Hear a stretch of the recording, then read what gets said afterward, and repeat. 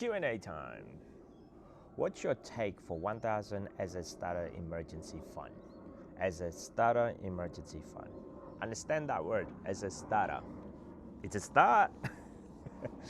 So for me, it's like, yes, it's a good idea to have at least $1,000 emergency fund for various reasons. For example, maybe if something happened to your car, you needed to go to work and something break down and it's going to cost you that amount. That's a good starting point. From then on, you need to build up. For example, these days on a typical rental on where I am, it costs roughly about $1,000 per week or so. So that's only going to get you roughly about 1 week of rent that it would cover. But it's better than nothing. Having an emergency fund is better than nothing. I'd rather have the $1,000 emergency fund instead of using a credit card as the emergency fund. So definitely, it's a good starting point, definitely.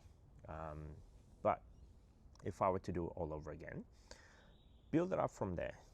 Understand how much is your income going to be over 12 months or over 3 months. Because let's say if you earn $1,000 per week, you need to build that up roughly about 3 months at the very least, 3 to 4 months, at least one season. Because what happens if you, let's say, need to go move from one property to another if you're renting? What happens if the tenant, the owner of the property decide to go, hey, I need to move back in, or I need to sell the property. Unfortunately, you need to vacate these premises. $1,000 is not going to cut that. So in my area, as mentioned, it's about $1,000 per week. Let's say you need 4 weeks, about 6 weeks of, 4 weeks bond plus 2 weeks rental in advance, plus removal fee, plus any administration between one property to another, let's say, changing school for the kids, if you have kids. But if you're single, maybe you have to rent a remove list from one end to another, wherever that would be, or if you decided to move interstate. But yeah, 1,000, it's not going to cover that. It's a great starting point, definitely. But overall, at least you made a decision to have one. For the people that don't have one, that's a little bit scary. That's how I see it. Because when you started to have $1,000, it feels like, well, oh, hang on, if I can achieve $1,000 in the beginning, right, so now I need to ramp that up again to about maybe 3 months, maybe 4 months of emergency fund. They just sit idle just in case if anything happened, just in case of the situation where you need to move from one place to another. Some people complaining that property rental is actually going to go up and up, and if you don't have that backing, you've got no choice. Let's say if let's say if the owner of the property decided to increase the rent, let's say, to whatever, from $1,000 to $1,200, and it might be a tight squeeze for you to decide to go, listen, I'm going to move out. You might not have that fund to do that, to move from one place to another.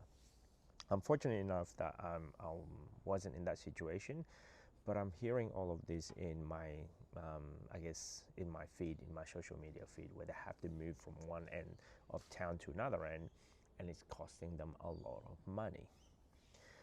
So it will cover like a very small band-aid. I'll give you another example. For example, like our hot water system broke down. That cost us, I think it's about $1,500 or so to get a brand new installed in our home. So it's a good starting point, especially if you own a home. Definitely you need to have a lot more buffer than just $1,000. But if you're still renting, you need a lot more if you're living in a big city, depending where you are in life, or depending where you are currently situated, and depending on what your lifestyle is like. I know for sure for us, it's not going to be enough as a starter. It was actually kind of interesting when we looked at our numbers yesterday, actually, and realizing wow, we are in a big trouble at the current stage, because if we were to pay everything right now, we've got zero emergency fund if anything ever break at one time. So we need to lift up our, I guess, emergency fund a little bit more higher, let's say, before we can even consider going to investing or put any more money in our investment or so. Yeah, so overall, starting point, it's a good start. It definitely is, but it's not. You should build it up between about 3 to 6 months or so of your expenses. For us, ideally to have about 1 year worth of expenses as an emergency fund. So that maybe varies. It might be a bit too much for some, but that's what we're comfortable in. And we're comfortable in having that amount of money in our account. For some people, that might be a bit excessive.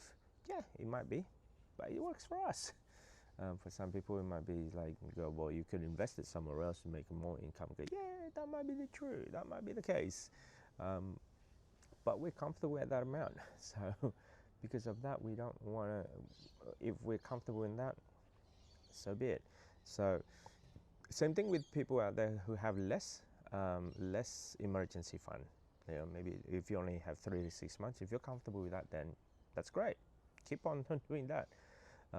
But I've been in a situation where I kind of wasn't able to float above water, let's say, when I was a bit drowning. And I realized, I don't want to be in that situation anymore. What do I have to do? Well, I need to have a lot more in emergency fund. That's the reason why I have a lot more on my emergency fund. So anyway, that's just my 2 cents. As a starter, definitely it's a good idea to have $1,000, but build it up.